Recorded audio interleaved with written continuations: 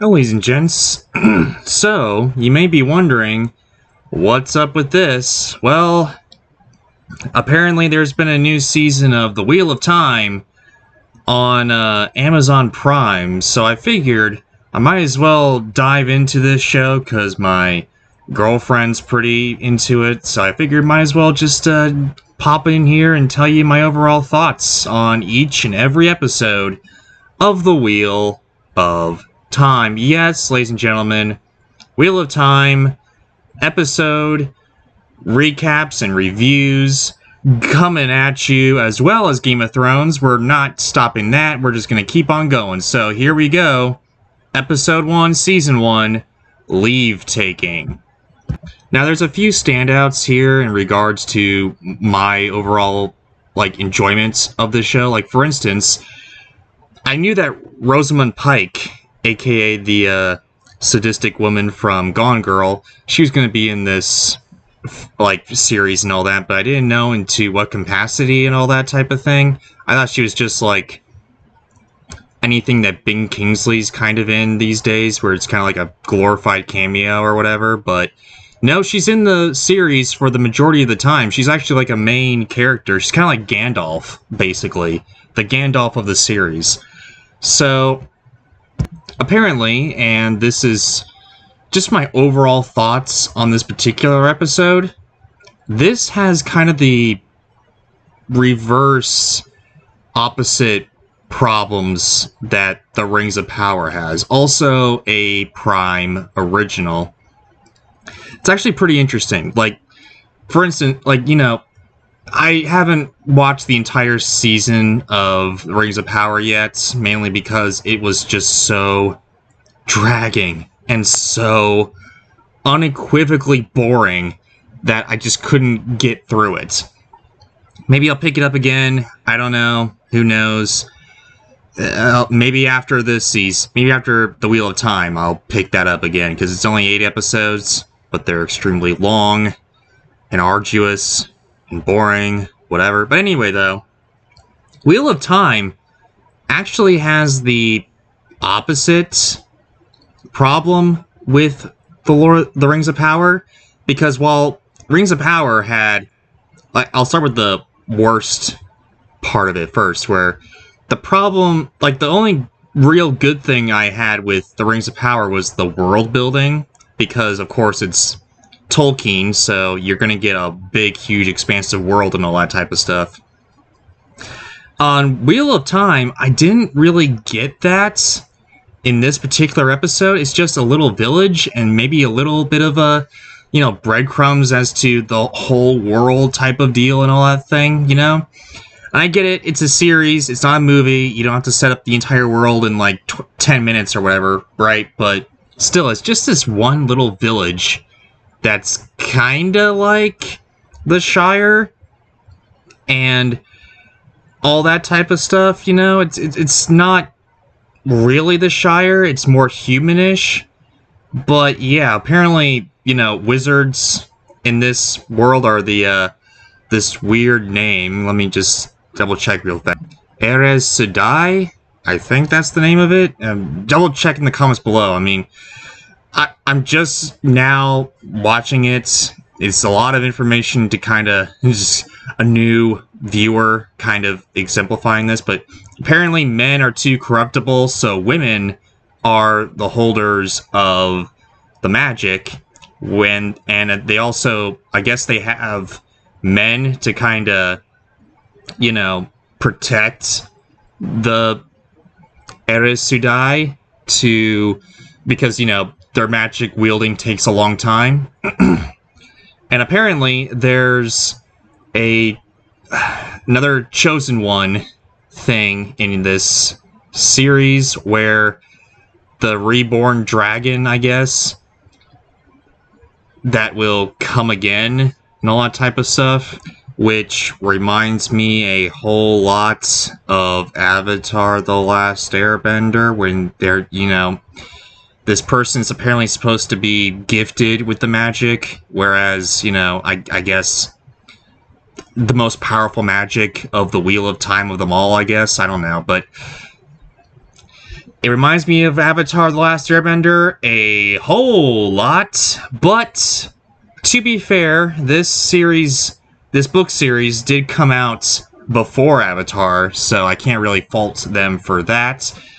It also, I guess, dove into the same type of source material that Avatar kind of did as well. With they did a lot of Taoism. They did a lot of they got inspired a lot from, like, the writer of the series, Robert Jordan, got a lot of inspiration from, I guess, Taoism and Buddhism and all that type of stuff. So, okay, granted, yeah, but I don't know. I just kept on getting Avatar vibes from this episode. Not to say that this episode's bad. Let me get into the good here. So, what Lord of the Rings, Rings of Power, lacked, Wheel of Time gained, okay? Their characters, I am fully aware of each and every character and what their purpose is. It's kind of hard to remember each and every name, of course, because I need to kind of, at least for me, it takes me a while to, like, remember each and every person's name and all that, but, I know and understand each character. They're fully fleshed out, and I feel like I'm, interacting with them and relate to them rather than just seeing things play out as they happen and all that type of thing. Like Rosamund Pike, even though she's the most stoic one of them all, there's a lot of stuff that I relate to her with and all that type of stuff. It's very interesting. And also her, like, mage and all that. I don't know the actual name of it, but the guy that follows her around and all that type of thing, like, I recognize and understand his character too, and he's even more stoic. So, I don't know what they did, but the character work is on point. And yeah, like, the four main characters that kind of jumpstart and say, like, oh yeah, you could be the Dragon Reborn and all that type of thing. Like, those characters I found to be really interesting as well. I mean, personally, up until this point, we're going to be diving into a whole lot of character study and all that, but Rand, not Brand, but Rand, we had to make it that conclusion there. Rand I see to be pretty, like, relatable to me, I guess, but I don't know, that may, deviate from the show, or deviate from, for me at least, for the show and all that, later in next episodes and all that, but, also, Ninavi, she's pretty interesting as well, and also Perrin, love that character. He's, like, the funniest one. He's, like, the most relatable to me, at least. Like, he's got his sisters and all that. He's got his, little siblings that, he helps out quite a bit. It kind of relates to me a little bit, because a lot of my siblings are younger and all that type of stuff. A lot of these characters, the characters are very fleshed out. They're very well in tune. And the script, I gotta say, the script is pretty on point as well. Like, Lord of the Rings script, they're mostly focused on world building rather than, character work and, like, dialogue or whatever. But the dialogue here, even though it's sometimes it can be a little hokey, but for the most part, it's very well done and very, like, intriguing in regards to, all that type of stuff. Very interesting to say the least. Also, I guess they used a lot of practical effects, because the effect work in this show is spectacular. It is just absolutely beautiful. CGI with the, with the orc, like, half bull people. Let me just see who they are here. Trollocs. Yeah, the Trollocs. I mean, when they're CGI, they look pretty bad, but a lot of it is practical effects and, like, costumes and all that type of stuff. That looks amazing. And I gotta say, spoiler alert, when Perrin kills his wife, that's pretty powerful stuff. And And at that point, I told my girlfriend this. I was like, "Oh wait, okay, now I'm in this. This actually is pretty good." Because he accidentally did it, right?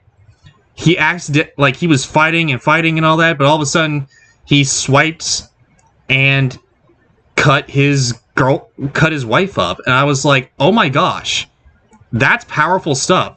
I have never really seen that in this type of fantasy stuff, and that could be really powerful.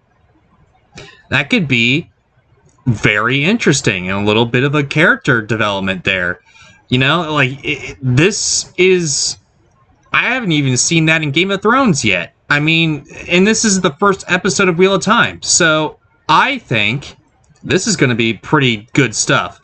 I don't know, we're just going to have to see later on in the series, but overall, I say there are some issues with the Wheel of Time, but I'm more hooked in this show than Rings of Power, which is pretty... I never thought I would say that, but I'm saying it now. It's very, very well done. But anyway, though, guys, that's all I gotta say for the first episode of the Wheel of Time Leavetaking. What do you guys have to say about it? Do you like it? Do you dislike it? Do you like the Wheel of Time? Have you read the books? Whatever your thoughts, comment and let me know, and don't forget to subscribe and ring that bell. More vids coming your way, and hey, take care, guys.